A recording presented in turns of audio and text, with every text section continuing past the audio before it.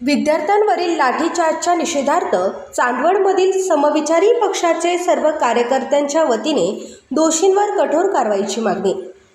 दिल्ली येथील जंतर मंतरवर नीट पेपरफुटी प्रकरणी आंदोलन करणाऱ्या विद्यार्थ्यांवर झालेल्या कथित लाठीचार्जचा निषेध करत समविचारी पक्षाचे चांदवड तालुक्याच्या वतीने चांदवड पोलीस निरीक्षक कैलास वाघ व प्रशासनाला निवेदन सादर करण्यात आले. यावेळी चांदवड तालुक्यातील समविचारी पक्षाचे कार्यकर्ते चांदवड कृषी उत्पन्न बाजार मार्केट गेटच्या बाजूला जाधव फर्टिलायझर दुकानाच्या समोरील कार्यकर्त्यांनी जमा होऊन आंदोलन केले. तर यावेळी धर्मेंद्र प्रधान यांच्या राजीनाम्याच्या संदर्भात घोषणाबाजी केली. मोदी सरकार होश में आओ बात करो, इन्कलाब जिंदाबाद, जय जवान जय किसान. या सरकारचे करायचे काय? विद्यार्थ्यांना न्याय मिळालाच पाहिजे. मोदी सरकार मुर्दाबाद अशी घोषणाबाजी देत निवेदन सादर केले. यावेळी वाल्मिक वानखेडे, पांडुरंग भडांगे, आत्माराम कुंभारडे, समाधान साळवे, प्रवीण वानखेडे, संजय जाधव, संतोष केदारे, ॲडव्होकेट दत्तात्रय गांगुर्डे, ॲडव्होकेट अनवर पठाण, संतोष मधुकर केदारे, विकी जाधव, बंटी पंडित, मंगेश केदारे, इश्तियाक शाह, जीवन कसबे, ॲडव्होकेट नवनाथ आहेर, सुभाष शिंदे, विलास भवर, संकेत वानखेडे, वैभव वानखेडे, समाधान वानखेडे, समाधान जामदार मामा, भाऊसाहेब जोरे, सुरेश सोनवणे, रवींद्र जाधव, ताराचंद अहिरे, हिरामन मोरे, मनोज जाधव, प्रसाद प्रजापत, अंबादास सातपुते, गुड्डन खैरनार आदी मान्यवर उपस्थित होते. तर यावेळी संतोष केदारे, विलास भवर, पांडुरंग भडांगे, ॲडव्होकेट दत्तात्रय गांगुर्डे यांनी अधिक माहिती दिली.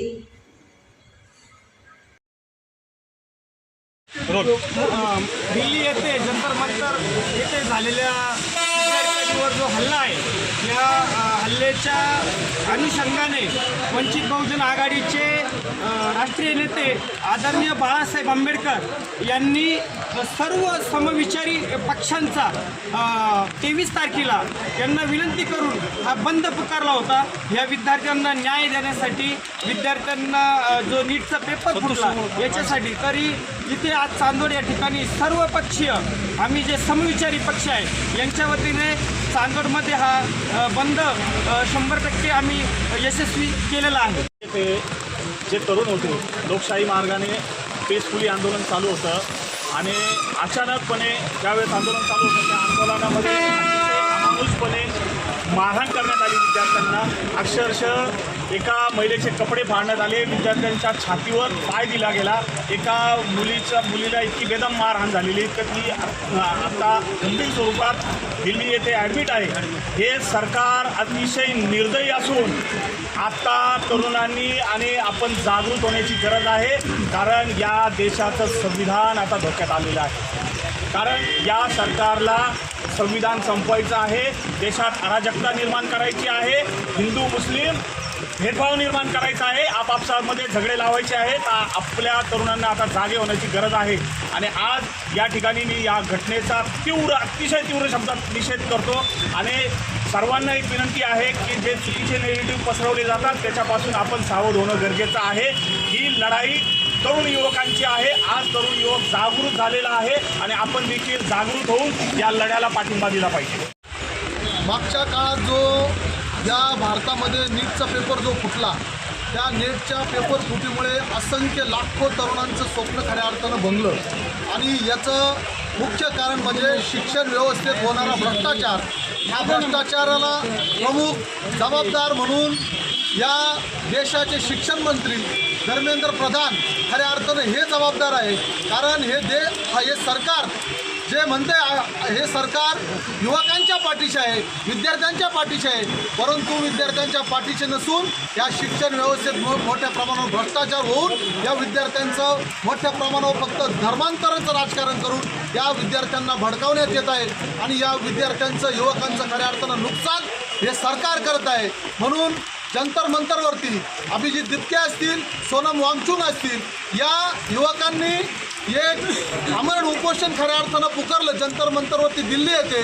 परंतु या सरकारची दडपशाही, हुकुमशाही मार्गाने खऱ्या अर्थानं चालली आहे. आणि ही हुकुमशाही या विद्यार्थ्यांचं आंदोलन दडपण्यासाठी यांनी मोठ्या प्रमाणात 20 तारखेला लाठी हल्ला पोलिसांनी या विद्यार्थ्यांवरती केला. अमानुष अशी मारहाण केली.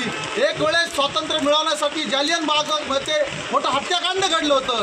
त्यानंतर हे असंच हे सरकार जालियनवालाबाग हत्याकांडासारखंच हत्याकांड खऱ्या अर्थानं करू पाहतंय. परंतु हा देशातला युवक जागरूक आहे, तरुण जागरूक आहे. या सरकारला मोतोड जबाब दिल्याशिवाय आम्ही सर्व युवक स्वस्थ बसणार नाही.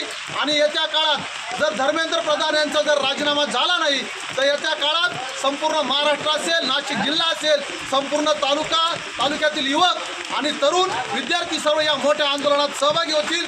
आणि या धर्मेंद्र प्रधानचा राजीनामा घेतल्याशिवाय हे आंदोलन खऱ्या अर्थानं स्वस्थ बसणार नाही. जंतर मंतरवर जो विद्यार्थ्यांवर लाठीचार्ज करण्यात आला त्या अनुषंगाने हा बंद आम्ही या ठिकाणी पाहतो आहे. सगळ्यात महत्त्वाचं हा नीटचा पेपर ज्या सरकारनं फोडला त्यांनी त्या धर्मेंद्र प्रधानचा राजीनामा घ्यायला पाहिजे होता. का इतकं निवडवलेलं हे सरकार आहे, त्यांनी त्यांचा राजीनामा घेतला असता तर असा पुढला प्रकार घडला नसता. मग यांना काही या देशाचा नेपाळ करायचं आहे का हे या माध्यमातून सांगू इच्छितो. आणि सगळ्यात महत्त्वाचं स्पर्धा परीक्षेच्या बाबतीत असं सांगू शकतो, यांनी रेल्वे बोर्डाच्या माध्यमातून ज्या परीक्षा घेतल्या जातात साधारणतः 1,20,00,000 विद्यार्थी त्या ठिकाणी बसलेले असतात. स्टाफ सिलेक्शनचा सुद्धा पेपर यांनी फोडला. साधारणतः 28 लाख विद्यार्थी त्या ठिकाणी प्रभावित झाले. आणि मग आमचं म्हणणं असं आहे का तुम्ही MPSC सुद्धा ऑनलाईन करण्याचा निर्णय घेतला आणि आम्ही विद्यार्थ्यांच्या वतीनं जेव्हा विरोध करतो तेव्हा तुम्ही तो विरोध मान्य करत नाही. तुम्ही त्या धर्मेंद्र प्रधानचा राजीनामा घेत नाही. म्हणून मला या माध्यमातून असं सांगायचं आहे का विद्यार्थी जो आहे हा होतकरू असतो, तो कष्ट करत असतो.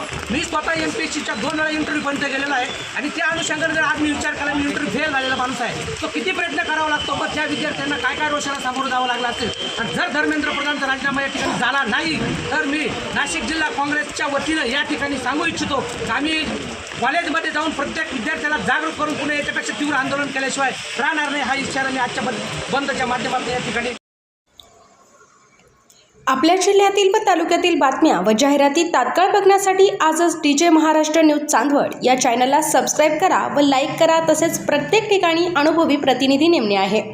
कार्यालय पत्ता चांदवड कृषी उत्पन्न समिती gate number 2 Sangle complex Nashik highway Chandwad. मुख्य संपादक देवीदास जाधव. संपर्क 98 22 49 99 40 आणि 89 83 15 04 60.